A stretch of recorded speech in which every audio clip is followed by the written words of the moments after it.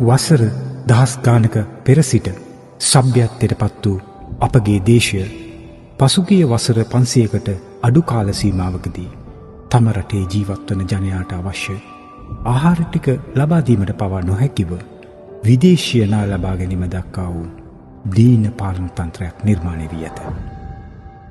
එපමණක්ද නොව ඉන්ධන, බෙහෙත්, බලශක්ති අර්බුදය සහ මෙම බංකොලොත් ආර්ථිකය තුළින්ම උරුම වූ දරුණු මානසික ආතතියකින් පෙළෙන බහුතරයක් සහිත රටක් දක්වා පෙළගස්වා ඇත. අපගේ දරුවන් සුරක්ෂිත නොවූ මේ දේශයෙන් පිටමංකොට ඔවුන්ට සුදුසු අනාගතයක් විදේශීය රටවල සැකසීම සඳහා දෙමාපියන් තවදුරටත් පෙළගැසෙනු ඇත. අපට නොපෙනෙන අදිසි හස්තයකින් මේ දේශය පාලනය වන බව ඔබට නොවැටේද?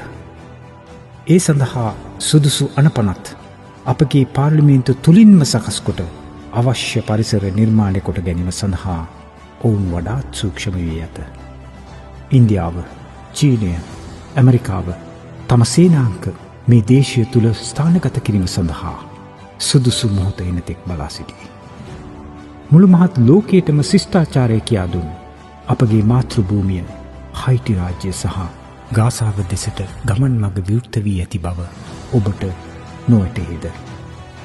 මේ කිසිවක් හරියට නොදත් ජනතාව ආණ්ඩු මාරු කිරීම හැර වෙනත් යමක් නොකරයි. ඒත් අපට ගැලවිය හැකි එකම මඟක් ඇත.